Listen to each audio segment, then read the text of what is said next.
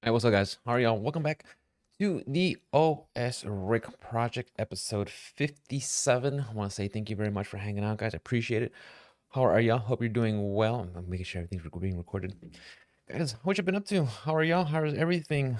What y'all been playing? What have y'all been watching? What y'all been doing? Talk to me. Hopefully, y'all been having a good time, chilling, relaxing. There's been a lot of things going on. We had the recent release of Street Fighter 6. We had the release of Diablo 4. We've had the Summer Game Fest on Thursday. We're going to be having the Bethesda Showcase, Microsoft Showcase later on tonight on a Sunday. There'll be lots to see, lots to watch, lots to talk about. So stay tuned, guys. Guys, I also want to say thank you very much for hanging out. I really appreciate it. We've been doing this podcast. Well, I've been doing this podcast, and you guys have been supporting and listening for a year now. So I want to say thank you very much, guys. I really appreciate it. We're on episode 57. It's doing great. I appreciate it. I'm not gonna lie, guys. There's some times where I feel like, man, I just don't feel like doing anything. But you know what? The second I start doing the podcast, it just feels a lot better. Just getting things out there, and I've been having a good time, guys. It started off just like a little project, and maybe we'll upgrade it. Maybe we'll call it the Rick Pena podcast pretty soon, right? Give it a real name since we've been sticking around this time. Um, Guys, I hope y'all been enjoying this show. I know sometimes with the time constraints, some episodes tend to run a little bit longer. Some episodes run really short. Also, with the I had a guest on, so hopefully you guys appreciate that, and I've been having a good time. So I'm trying to bring some friends in to talk about some things. So I'm always trying to see if maybe every once in a while just change some aspects of the show to see what get a feel for what you guys might want to appreciate and see and stuff. So again, guys, just I want to say thank you very much. Guys, what you been up to? Um, let's talk about the Summer Game Fest, guys. I want to focus on that. There's a lot to break down in that. It was roughly like an hour and 40 minutes of a show. What would you guys say overall with the presentation? Did you like it? Not too bad. I actually thought it was an okay show. A little, me personally, I would say I was a little underwhelmed. There wasn't much of there wasn't much that targeted me that I wanted to see. And that's fine. I mean, I'm just one person. There's a lots of things for all sorts of folks, but um we finally saw something. Let's get into it, guys. We'll kind of break it down as we go along the way. Maybe I jotted down some notes as I was watching it. I don't know. I mean, some stuff was fine. Some stuff I just okay. Let me just get into it. Right. So we start off with Prince of Persia, coming on all consoles from Ubisoft. Looks just like a side-scrolling platformer. You know, as much as I've been hearing about remakes for this game and it being put off and being delayed and waiting for, I thought it was gonna be more visually of a triple A game. The Ubisoft formula of being open world, similar to being Assassin's Creed-esque game, that sort of style, that sort of vein. When I saw it was just a side scroller and the graphics and how it looked, mind you, the graphics to me, it looked like something that could be like a PS4 game or a Nintendo Switch game. Like the vibes visually when I saw that was, do you guys remember Bloodstained Ritual of the Night? Like that's what was my first impression when I saw it. Like the visuals, the graphics, that's what I saw. That's what I thought. My first impression was when I saw the gameplay. Um, I have no intentions of playing Prince of Persia. No, have ever played one. I mean, you guys might know this already. I've never played. Hold on, get my little doggy. This is Sombra, guys. My sweetest dog. Um, Ubisoft games just never done it for me. I don't know why. Um, no interest. But seeing that game, I was like, yeah, I've been putting this off for this long. This? Okay, can't wait. Not really. Shifting on to fighting games, Mortal Kombat 1. We actually had Jeff Keighley bring out Ed Boon out on stage to talk about the game. And Mortal Kombat, I don't think it's going to be my game. I don't think it's going to be my style. I don't think it's going to be my jam. I do like the idea that they're trying new things using assists with the, a la the cameo characters. I think that's cool. The whole reinventing the timeline and changing things up. That way, they could like give themselves the freedom to not write themselves into a corner. That way, okay, we'll start all over, do something different.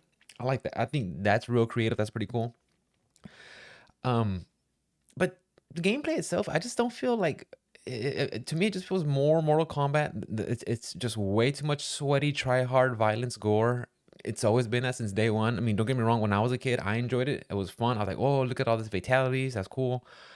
But I mean, I have my certain taste in fighting games, and Mortal Kombat ain't it.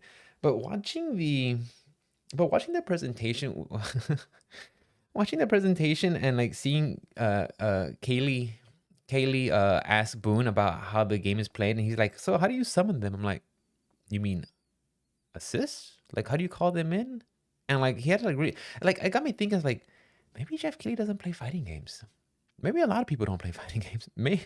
Maybe like I mean I'm starting to think like is there only like like a very niche group of people that play fighting games because like you figured he loves games and it's all he talks about is games and has a presentation and has built his building his business on games. It's like maybe you should know something about fighting games too. But like I was like, well, I don't think he really knows about fighting games. So but just watching the stuff, watching the Mortal Kombat, it's coming out in September. We talked about it already, but for all the MK heads out there listening, hey man, you guys got something coming up. We saw stuff from Path of Exile too.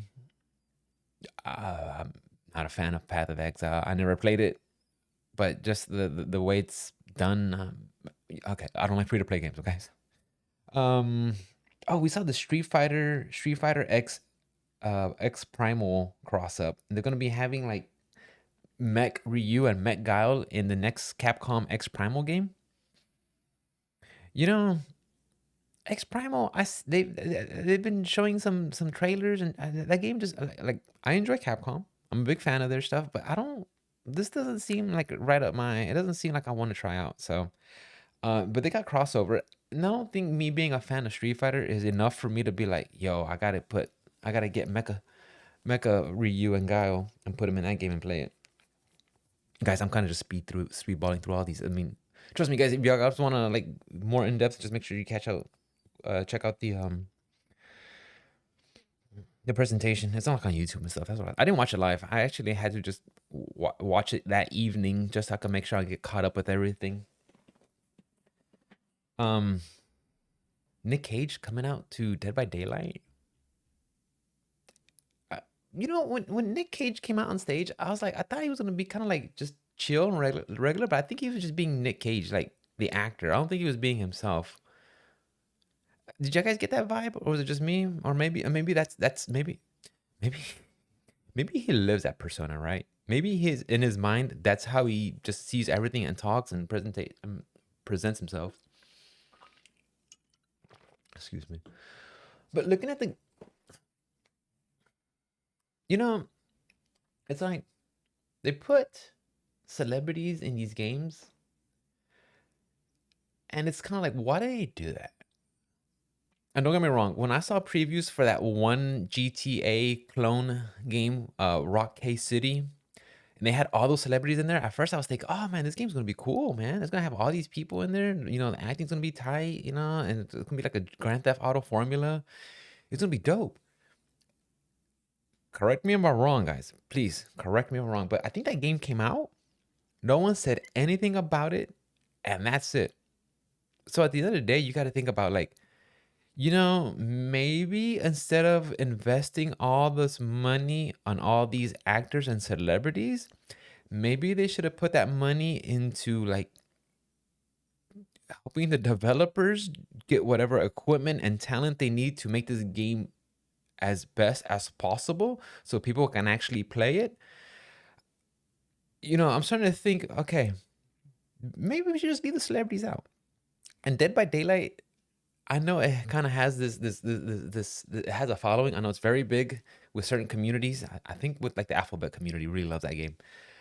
And I played it for a while. I enjoyed it. I had a good time, but I would always play killer, and that was it. I played Nemesis. That's it. I was the only member of the Nemi Kill gang, and I enjoyed it. But then like I would see the community on Reddit, and after and on like after chat and just everything, and like it was one of those communities where you like the game but they hate the community. Now mind you, it doesn't mean I didn't like anybody in there, right? I met I was able to, I knew some friends online that also played the game, and I was able to connect with them, because they also played killer, so I was able to get some strategies off of them and how to play the, how to utilize that role, and that was fun. But for the most part, you start getting all these little weirdos talking about, oh, this witch is coming out. She's my inner character, but they'll get the character model, but get perks from every other character. And I'm like, you're not even playing. Are you just playing a character model? That's it. You're just playing a skin. You know. Um, Dead by Daylight, it was fun, but after a while, just like, okay, it's the same certain type of crowd of folks that played this game, and my favorite was, I'm going on a tangent here, guys.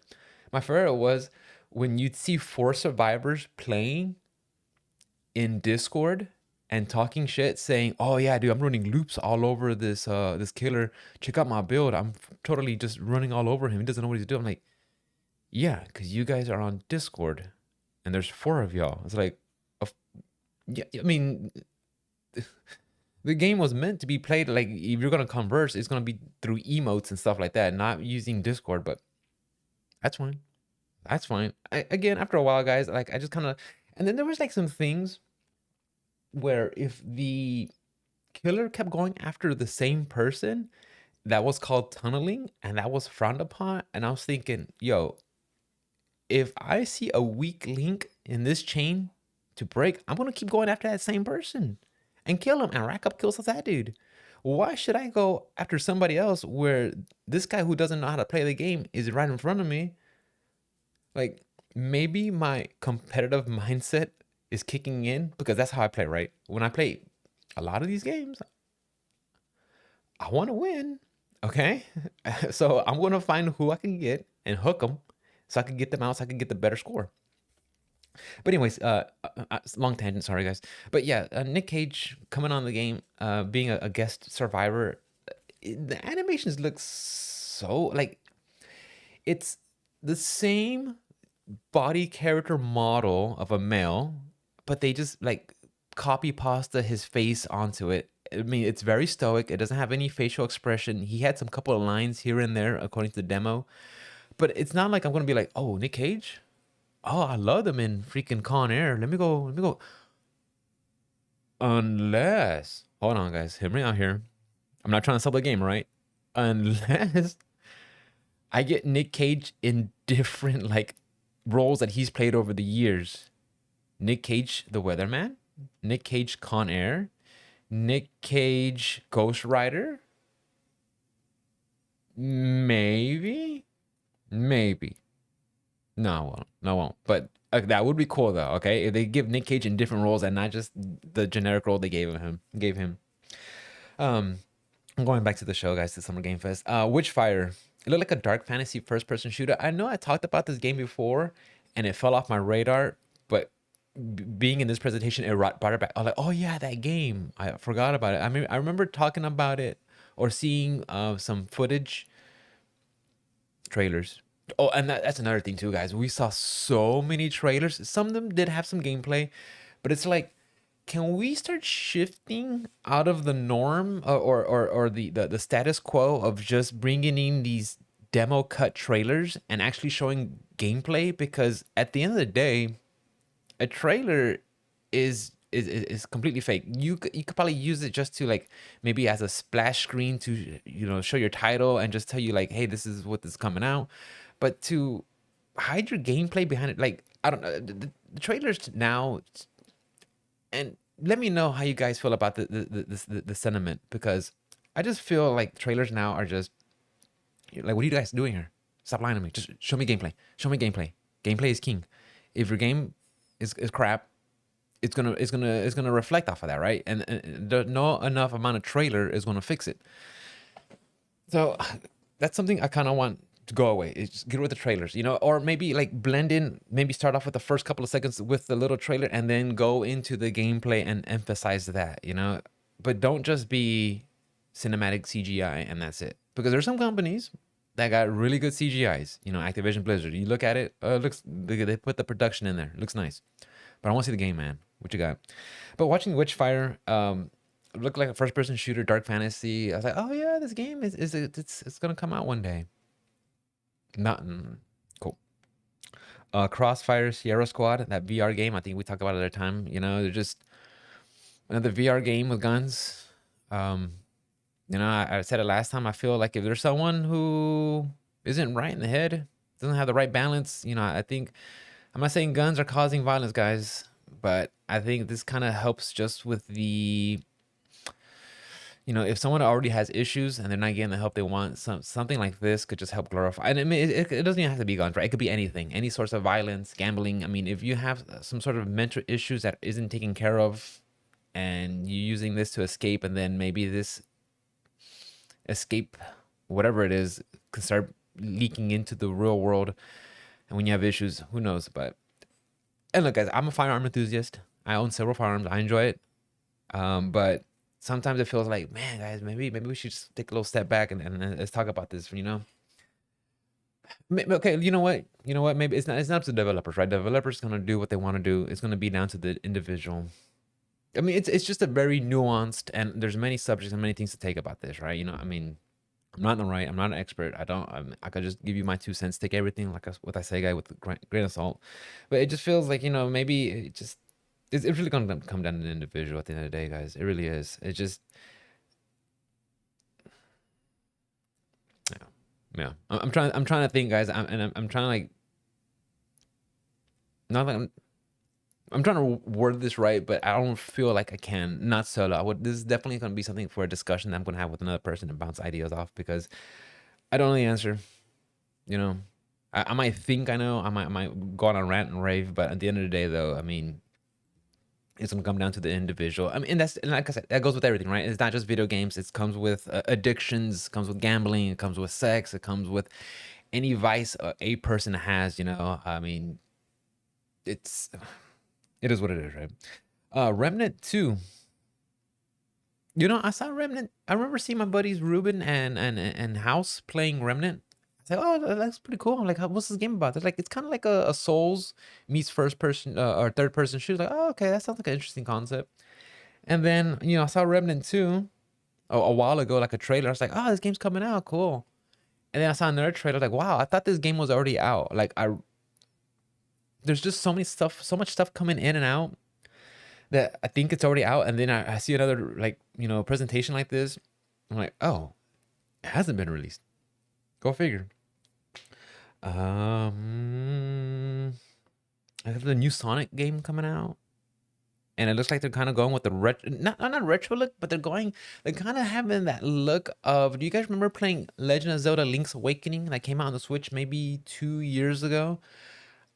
That kind of style of graphics. That's how it looks like in this new Sonic game. I'm not a Sonic fan, guys. I'm not gonna play it, but just looking at it, I was like, okay, I did like that artwork in Legend of Zelda, and it reminds me a lot of that. Uh, we got Honkai. Is it Hoikai? Honkai. Star Rail. It looked like a turn-based JRPG, but it looked very anime. I don't know if it's a gacha game. The game kind of came out. Like I said, I played some Bandai Namco games. You know, Scarlet Nexus, but that style, that anime style, I recognize it. But I don't know if this. I don't know what this game. Like, I didn't get enough of what it is. I think it's just gonna be very stylized. I think that's all I can say about it. I'm sorry, guys. I mean, some of these games. I mean, there's just so many, and I just like I'm trying to get my 2 cents in, and I don't want to spend too much time on them. Lies of P. Release date September 19th, 2023. Apparently, there is a demo out. And guys, this is a discussion that I want to have. I want to save this when I have hopefully I can get a guest on and talk about this hopefully soon. But I want to talk about more like games like Liza P, Thymisia, Rising Steel, Mortal Shells, games that fall under what Jeff Keighley says a Soulsborne like. I want to know, guys, what does that mean exactly? What does that mean exactly to be a Soulsborne? Does that mean you're borrowing some aspects from FromSoft and implement to your game? Does that mean you're having to use stamina when you attack? Does that mean you're having very dark atmosphere? Does that mean you're having the map being somewhat of a kind of a mess and then having a shortcut and finding your way back? Does it mean having some sort of bonfire system to like what exactly does it mean when you say you're having a Souls like? Because I can't for the life of me figure it out, and I need to talk to someone about it and help me out because like I, I'm sorry for saying this again, guys, and I probably heard me say it a million times. It's such a nebulous term, so many things to so many people that I can't put my finger on it, right? At this point, I'm telling myself, if you're not from FromSoft, you're just an action adventure game. That's all it is, you know? Um if you're gonna just start nitpicking some aspects of what form the from the FromSoft formula and then applying it to your game, it's like, okay, now what? I did some bouncing on this game. Does that mean it's a platformer now? I went to did some traveling to get a new ability and came back. Does that mean it's a freaking Metroid game? Like, I don't know. I don't know. Like, I don't know how people are justifying using these terms and putting in these little boxes and labels. And trust me, guys, my OCD goes crazy AF. I got to put labels on everything and make sure it's in its right spot and organized. But I can't see that when it comes to the whole Soulsborne-esque title or genre or whatever it is, you know? So seeing Liza P, look, it looks cool, you know? The trailer showed some trailer will always be trailer go burr, you know? As for the gameplay, I don't know. I don't know. Like the jury's still out on this one. I know a lot of people ask me like, Rick, are you gonna play Liza P? Or is that something you're interested in? Like, no, not really. Not really. At this point, it's like if you're not like FromSoft, like I don't care. Like you're just an action adventure game with maybe some. And don't get me wrong, like I enjoyed Mortal Shell. That's an action adventure game that borrows heavily, that is influence heavy from what I believe to be from FromSoft. You know, just looking at it. But it was a very short game, quick and easy. I played it. It was maybe 18 hours. Fine, whatever. You know, done. It wasn't super memorable. It had its moments, but at the end of the day, finished it. Haven't gone back to it. You know, it didn't sink its hooks in me like the other games has, like other FromSoft games has. So yeah, look at the live P. Like it just looks cool. It looks like a fun action adventure game. But at the end of the day, I mean, I don't know if I'm gonna be like, yo, I gotta get this day one. Yo, I gotta get all the DLC. Yo, I gotta like put this on my wish list and follow it. I think it is on my okay, I take it back. It's on my wish list. Okay. But look, I'm doing it so I can get reviews and keep my fingers on the pulse and see what's up with the game, right? I'm doing it for you guys, okay? Sandland, Toriyama Art, aka Dragon Quest, aka Dragon Ball, is using the Unreal Engine 5. It looks just like, when I saw it, I thought it was going to be the next numbered series for Dragon Quest. That's what I thought it was going to be. But no, it looks like it's going to be some sort of action RPG with Toriyama art. I mean, it's unmistakable. The second I saw it, I was like, okay, I know this. I mean, when you look at the ears and eyes, like, okay, you know what you're looking at. I mean, it looked like it had freaking, was it Captain Giro? Who was the guy who ran the Red Ribbon Army? Like that older guy. That's what one of the protagonists looked like. Um, we went into Annapurna. The Annapurna had a little message saying that they're gonna be having a showcase June 29th. Are you guys a fan of Annapurna? Stray, The Outer Worlds. I want to say Journey. But I could be wrong on that one. They do a lot more, what I would call more interactive story based video games. That's what I would call them. Some people say I'm wrong. I probably am, but the lens that I see my video games, I just see that as, they kind of do more story oriented stuff. And this is fine if you like it. Don't get all get your panties twisted in a bunch. It'd be like playing as a little cat avatar running through a futuristic city. Enjoy it, have fun. But apparently they'll be having a showcase, so if you're into those kind of games, have a good time. Enjoy it. Tell me about it, okay? Um, Throne and Liberty looks to be a free-to-play MMO coming to PC and console. NC Soft and Amazon Games. And now again, guys, again, there's a couple of developers, publishers. When I see that, I'm thinking, man, this is South Korean, isn't it? This is South Korean, isn't it? The Koreans, they really love their MMOs and stuff like that, right? Sure enough, yeah, it is. That's what it is. You know, and from Amazon Games, you can remember Lost Ark? Remember that one? You know, I bought my wife one of the starter packs so she can play it. And I think she gave it a whole 20 minutes and she was like, yeah, not for me.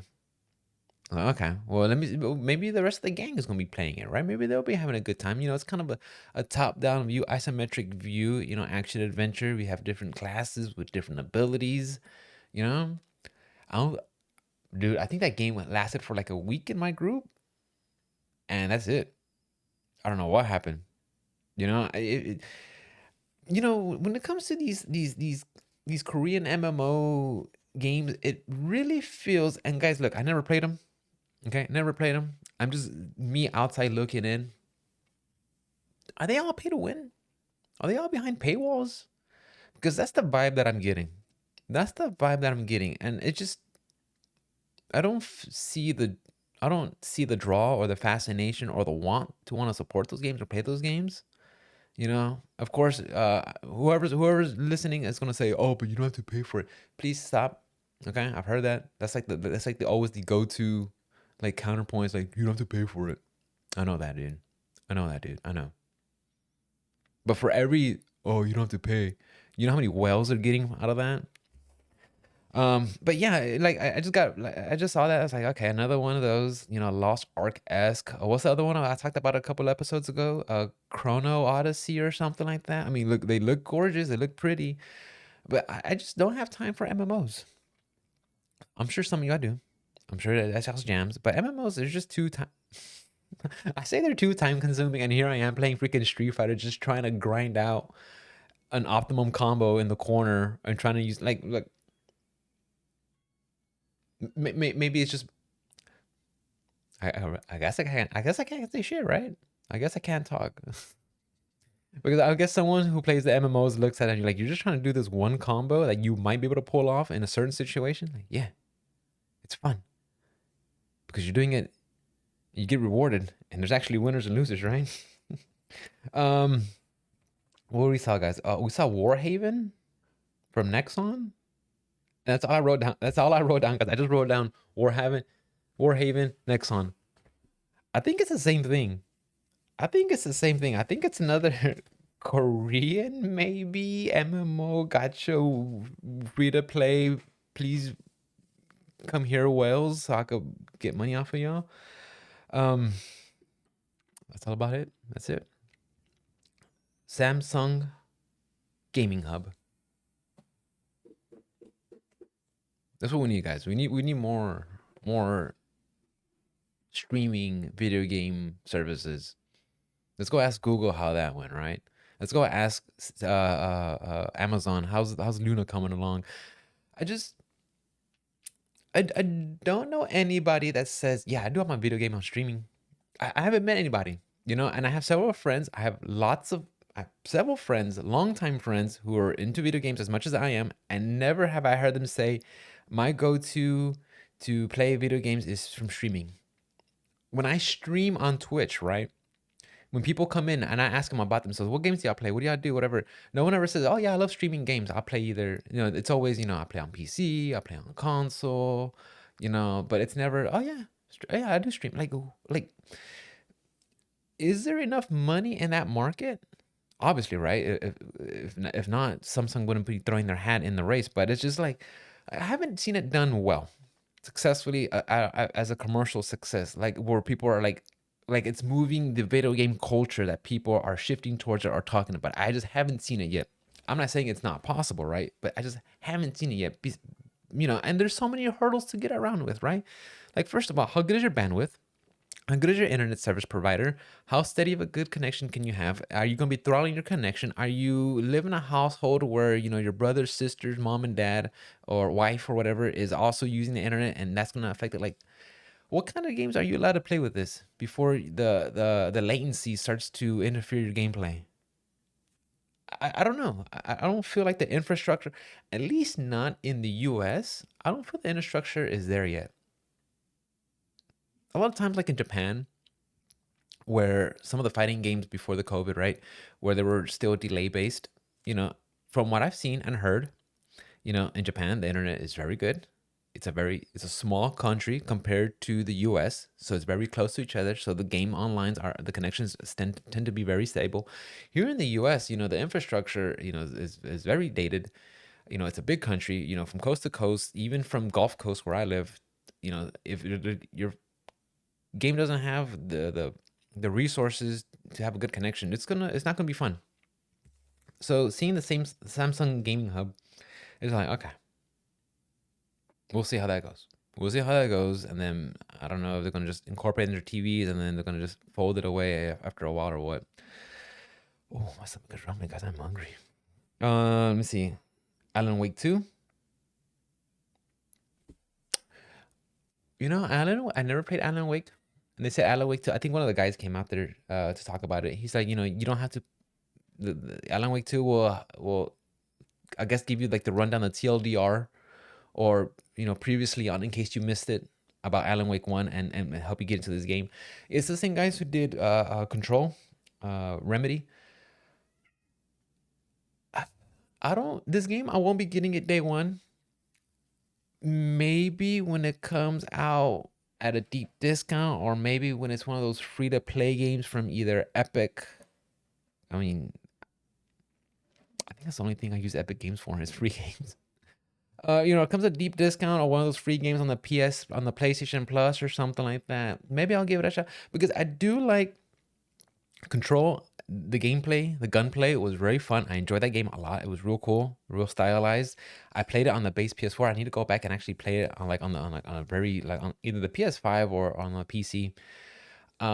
So from what I played on Control, if anything of that nature is in Alan Wake, I think I would have a good time. But I think Alan Wake is meant to be more of a slow burn, more on the horror, Control's on the supernatural side, but more of a horror side, thriller kind of aspect compared to Control, where Control was still kind of sci-fi esque and action. So we'll see. Like Alan Wake looks like it could be pretty cool, but again, I'm not racing out to get it. Um, let me see. Let me see. Oh yeah. Space Marines 2. I was actually having a conversation with two of my friends yesterday, and I don't play any of the Games Workshop video games, but it feels like they've been putting out a lot more games recently. Between we've seen Total War, Vermintide, what's it called? I think it was called Deadbolts. What's the one that just came out, guys? It's the four-person shoot, Dark Tide. Like it seems to be to me that Games Workshop is starting to focus, and I know them more as a tabletop. Guys, if you look in the corner of the video, I do have my little orc miniatures. Okay, you know, it always been started off as tabletop RPG and then got into miniatures. I don't know the history, guys. Some people know it way better than I do. Okay, I'm just giving you what I know. They have a very rich stories with across all the worlds and timelines that they've built over the years, and now it feels like they're getting it. They've always been to video games. I mean, they've always have been their toes in the video games, but it feels like they're embracing it more and putting out more. I think they're maybe realizing, how big video games are, right? And it's very big, right? I mean, just look at Twitch. That's another thing we need to talk about. Just look at Twitch, just gaming in general. I mean, it's huge, it's a big business, and they have so many IPs that could really just make into a video game. So I'd say that from Warhammer 40K, I think that's pretty cool. That's awesome. You know, it's not. I don't play their games. I'm more, like I said, I'm more of the painting the miniatures and stuff. But for the fans who are into that, you know, that's just a good way to get lore, right? And just get exposed and get to play as some of your favorite heroes and classes and timelines and stuff like that.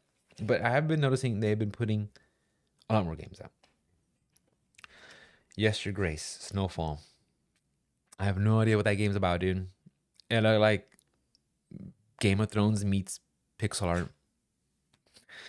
John Carpenter's Toxic Commando. It just looked like a zombie horde shooter. You know, and I'm at the point now where I'm like, we're like oversaturated with zombies.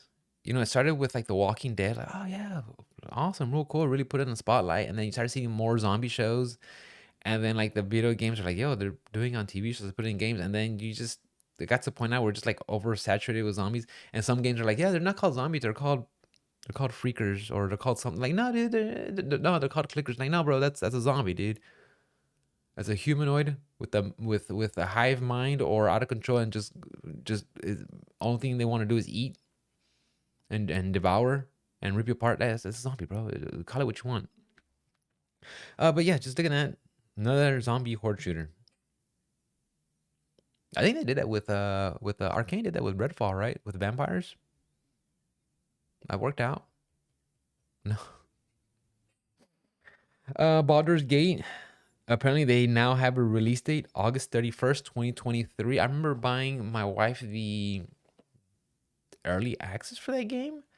I thought she was. I think she was like. I don't think she was impressed. I think she played it like put herself in a corner and wasn't able to get out, or wrote up a class she wasn't happy. And I mean, some people's like the CRPG.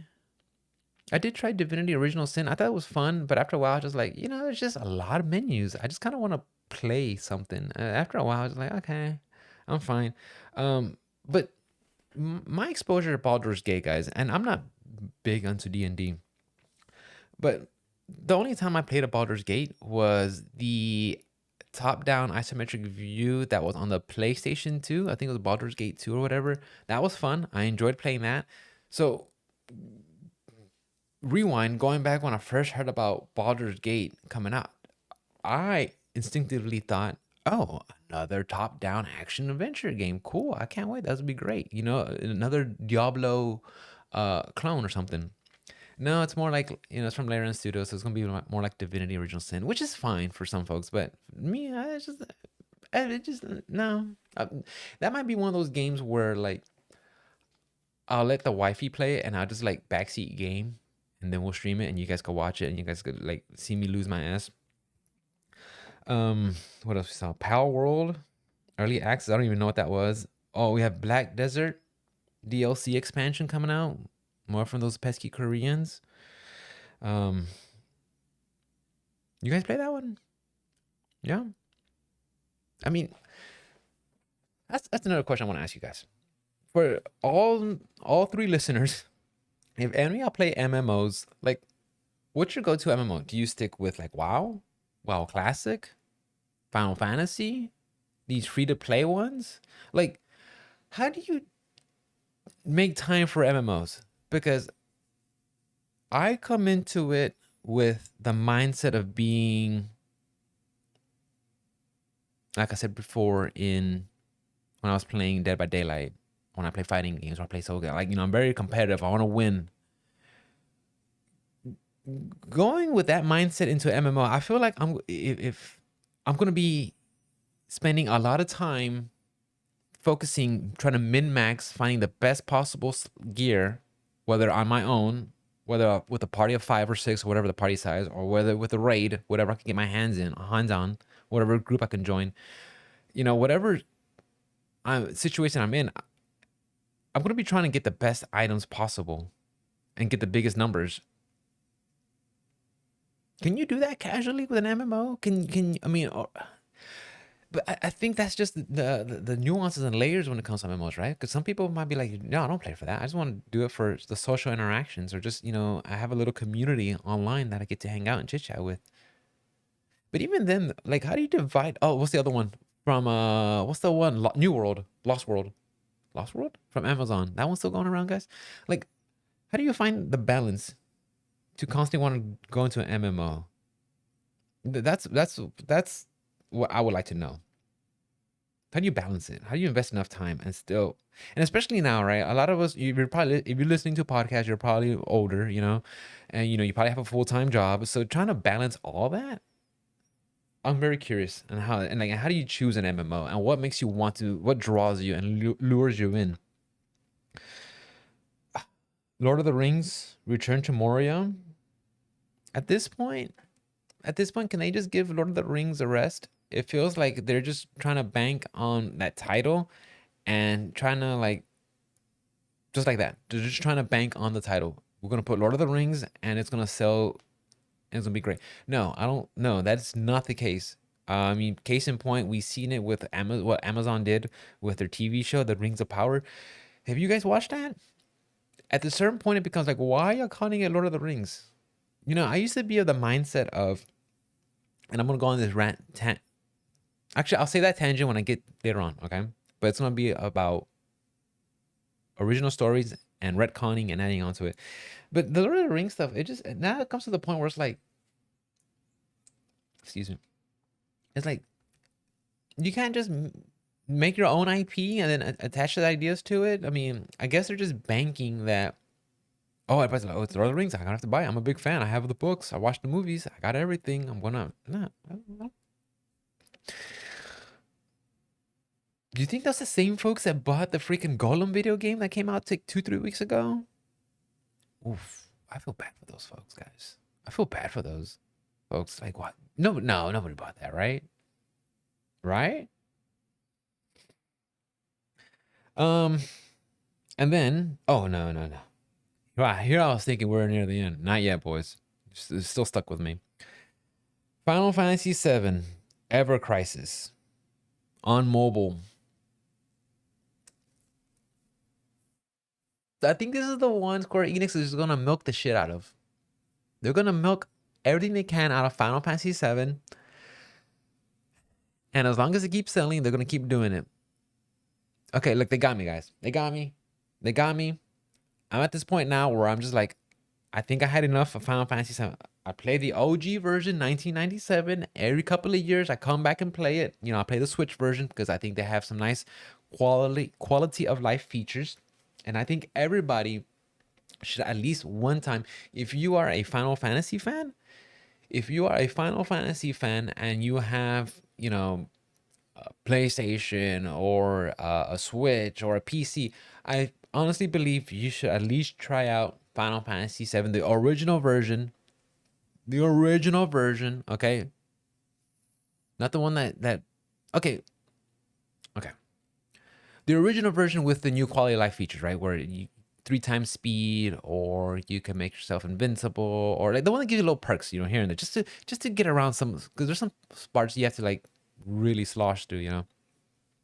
I think if you're a fan, you should really play those games just so you can get a feel of where the game is now and where it came from, and you could really marvel at such the differences and the leaps and bounds that Squaresoft has done, and going into Square Enix, what they did with the franchise, so you can see, where the game came from, where it is, and how it's going, right?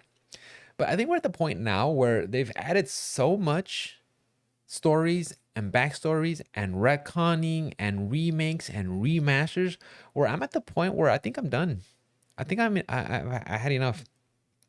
It's just focus on maybe your newer titles. Maybe if like, I mean, but even Square Enix has said they're going away from the JRPG model. But I'm guessing, I don't know. I think there's gonna be. Oh, sorry. I think there's gonna be another conversation to have with someone else, right? Because maybe putting on a mobile is just printing out money for them, right?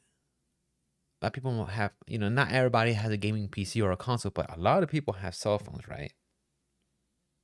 We'll put a pin on this conversation. We'll come back, okay? We saw some DoorDash commercials, Samsung monitor commercials. Look, Jeff Keighley has to put something out. He got to get some money in. He has to pay Nick Cage and Ed Boon to come out and the production and the venue. So he needs some money. That's fine. The commercials weren't so much where they kept interrupting you and they weren't like super annoying. They're like, okay, commercial here and there, kind of sneak it in. It was fine. It was cool. I mean, for a free presentation, I thought the commercials that they slid in there, I was fine with it. It didn't take me out too much. Banishers? I literally just put banishers. What the fuck? I don't I don't know what that is. Like a dragon, Gaiden, the man who erased his name. I never played any of the Yakuza series where you did the beat 'em up. I did buy Yakuza 0. It was like dirt cheap. It was like $4.99. I still had to play it. A lot of people have told me, several of my online buddies have told me good things about it, so I need to play it, experience it for myself. But the Yakuza, and it looks like Sega is shying away from the Yakuza name and going into Like a Dragon. But it still seems like the beat 'em up style, and that's just not really my cup of tea. There's nothing that says I have to try this out. Now, Like a Dragon with Ichi and the crew, the turn-based RPG one, those are the ones I'm more excited for. Those are the ones I want to try out. The turn-based RPGs, the beat 'em ups, not so much. So I was kind of hoping maybe they'd use this character. I forget his character's name. I know he made a cameo in Like a Dragon. But I would probably want to play a turn-based game centered around him and Majin. Who's it? Majin? Like there's a whole bunch of characters. I know that world is rich. I would play it more if it was more turn-based instead of beat 'em up. But I would have to, I gotta play the freaking turn-based. I gotta play the beat 'em up style. Give me your suggestions, guys. Let me know what y'all think would be if I had to get into one.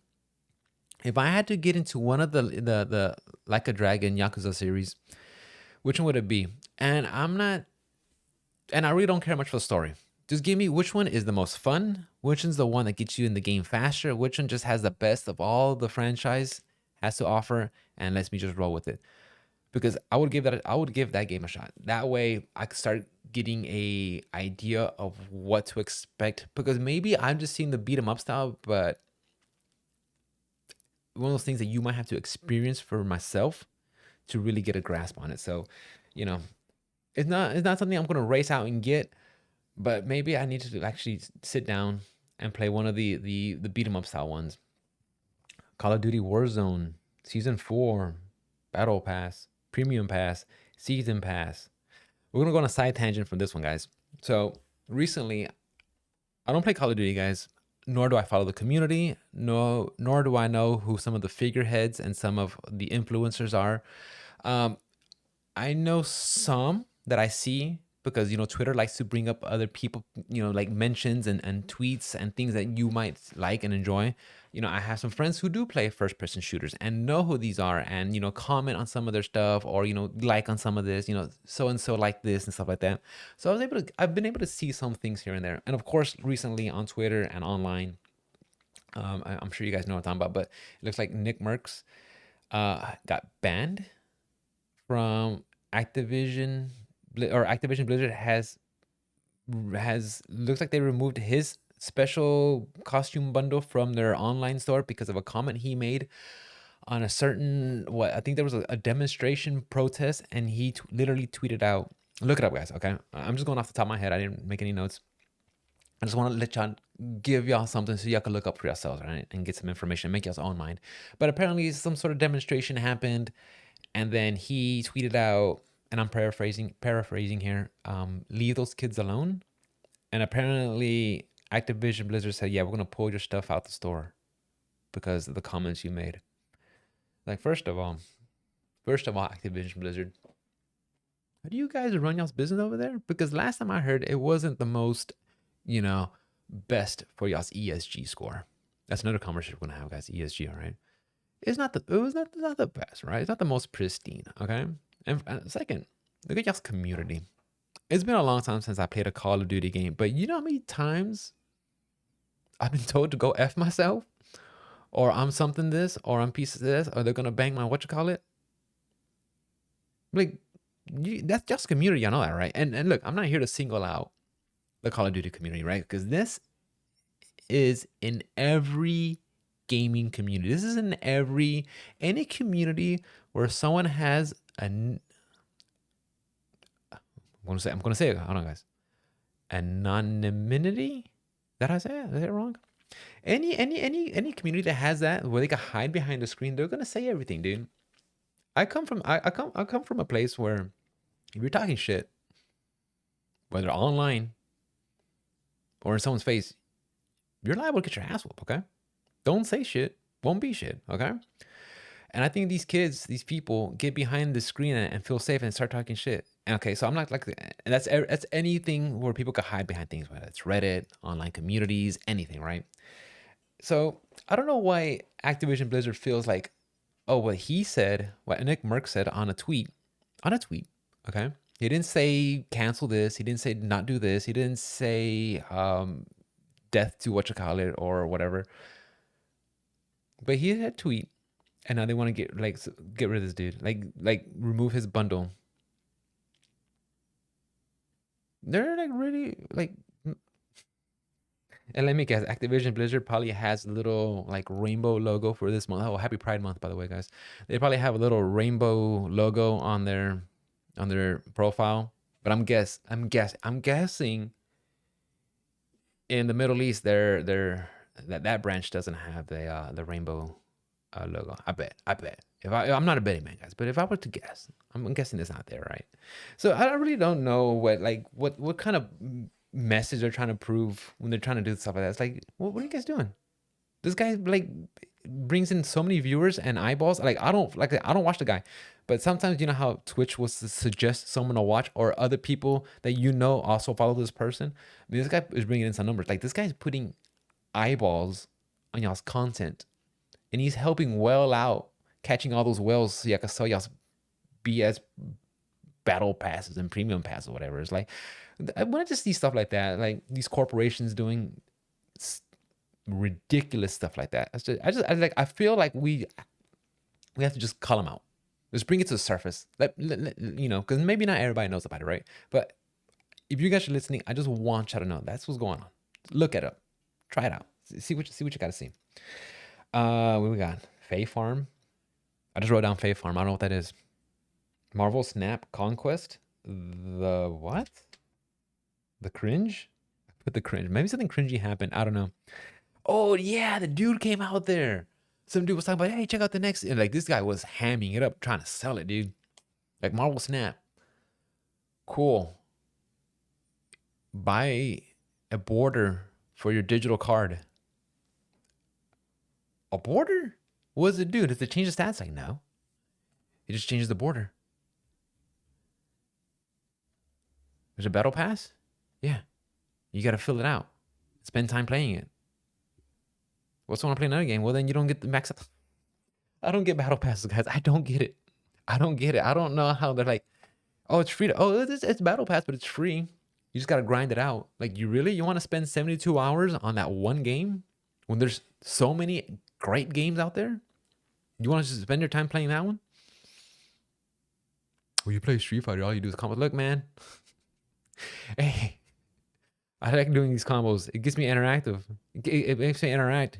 I actually get to play stuff and share with the community and freaking like show off and do something. That's something I actually did, not just, pay money to get. I actually have to literally physically execute those combos. What are you gonna do? Physically execute a card? Get out of here. King Arthur, Legends Rise. Mobile. That's it. I put mobile and I don't care for mobile, guys. Wayfinder. Okay, this is the one from Airship Syndicate. They've done Battle Chasers. They did, I think it's called the Ruin King. I think they borrowed from one of the Riot franchises and made a game out of that. So that style is very the same style is consecutive between all the franchises they've been working with. It looked cool. It looked awesome. But then it's like, I think it's an MMO. So at that point, I'm out, and they're like, "Oh yeah, become a founder."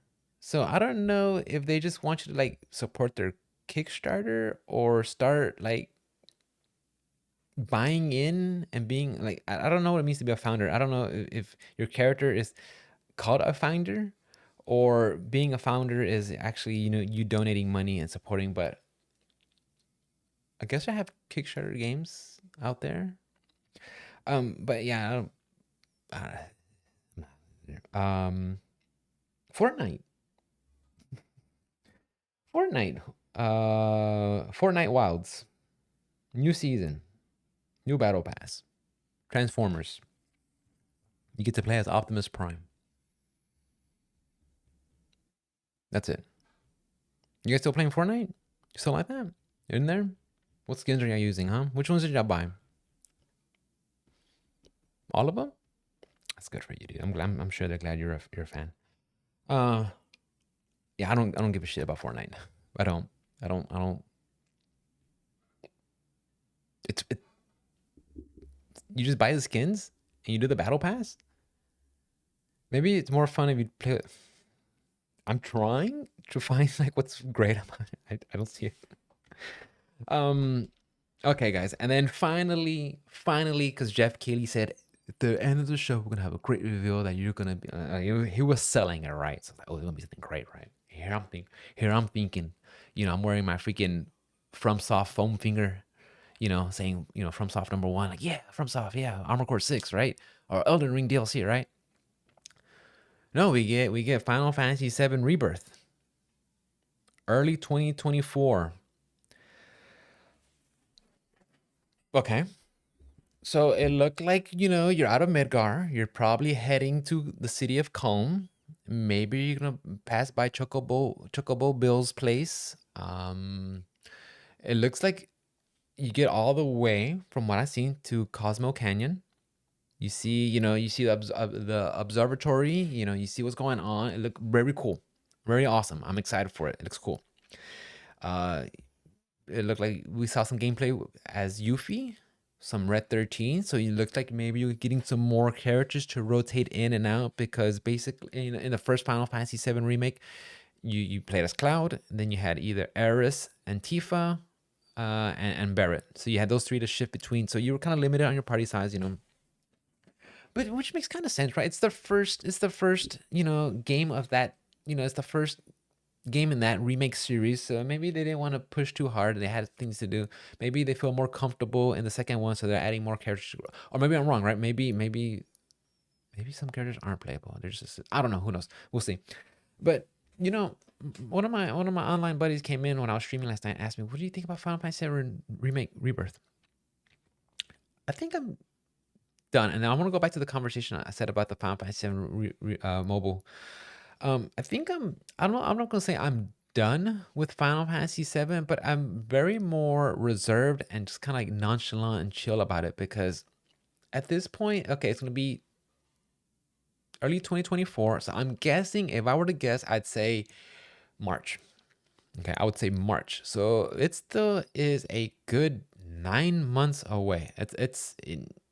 I mean, I know I'm doing a podcast and it's gonna be March. I'm gonna be like, oh, guys, Final Fantasy coming out. It will be there before we know, right? But there's so many stuff to play right now that it's fine. It's there. It's gonna be happening. But I played the Final Fantasy 7 remake. I had a good time with it. I finished it. I told myself I'm gonna go back and play it on hard mode to give myself a challenge. I did it for a while. I got stuck in some places. Um, I never really came back twice to the game, and I feel this is gonna happen with Rebirth. I'm gonna play it. I'm gonna have a fun time seeing the new locations, in the new visuals. I think that's gonna be fun. Seeing the old locations in new visuals, I should say. I'm gonna see that, and then I'm gonna be like, okay, cool, play it, and then I'll put the game away. And it's almost to the point now where it's like, what do we like?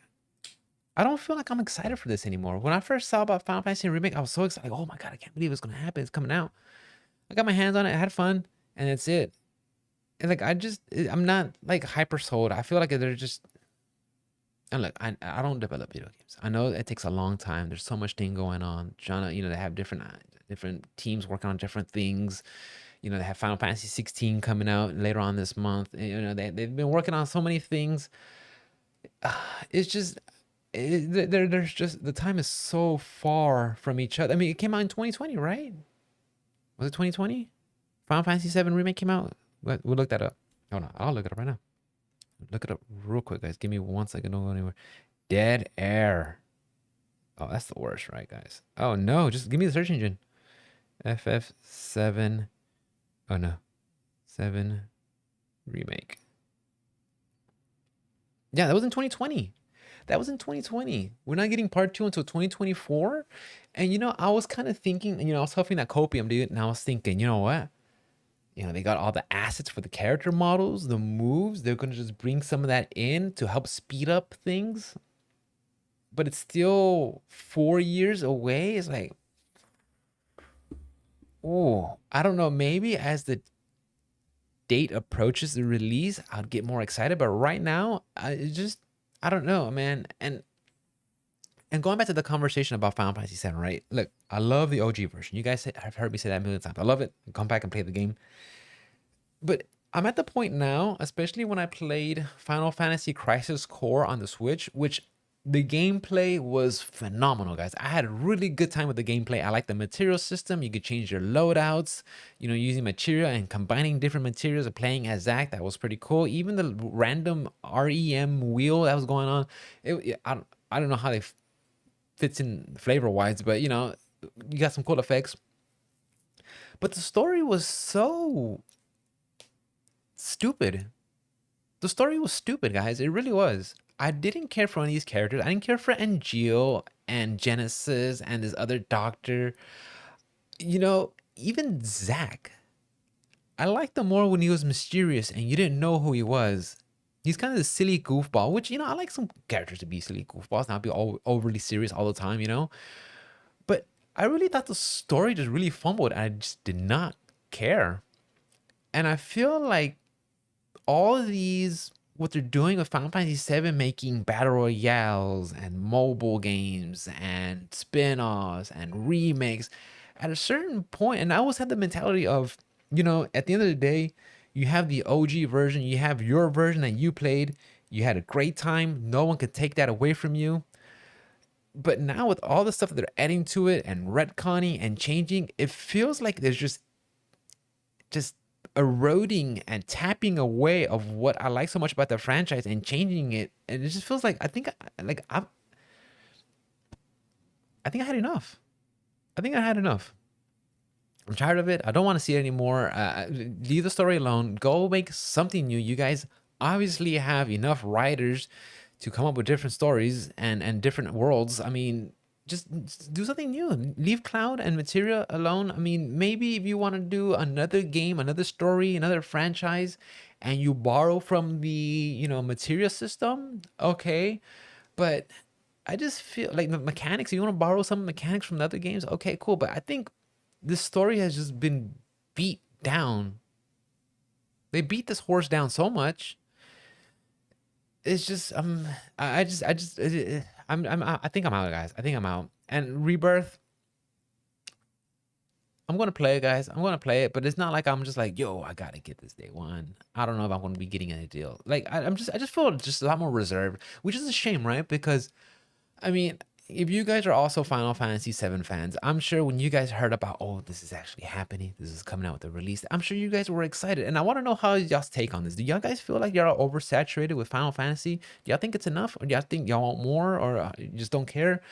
Because I want to know y'all's inputs and how y'all feel about it. Because I don't know. At this point, it just feels, come on, guys. Let's do something. But that was pretty much, Summer Game Fest in a nutshell, guys. I do have some other things I want to talk about it, but I feel like we've gone long enough. We'll just keep this conversation to that. I do want to talk about more ESG stuff. If you guys don't know what that is, please look it up because I think that'll be good, something to be familiar with as we go into the next podcast. I'm on vacation this week, guys, so I plan on doing some streams throughout the week Monday through Friday, some daytime streams. So make sure you guys check it out. We'll do some more podcasts. Usually this, and there's something about June vacations that I just really love. I just really enjoy. A lot of it is because I don't have to work, which is nice. Don't have to be in the heat, which is really warm. Down here in Texas, in the Gulf Coast, it gets really humid, really hot in May, June, July, August.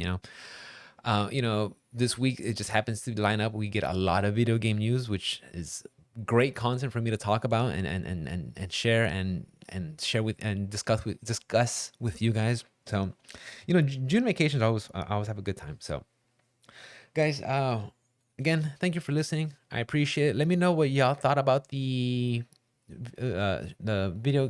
Summer Game Fest. Overall, I felt similar to the Sony showcase. I'm just a little bit underwhelmed. It wasn't. Look, it's free. I can't complain. Jeff Keighley, I know he has a lot of things to do with his team and the production and the venue.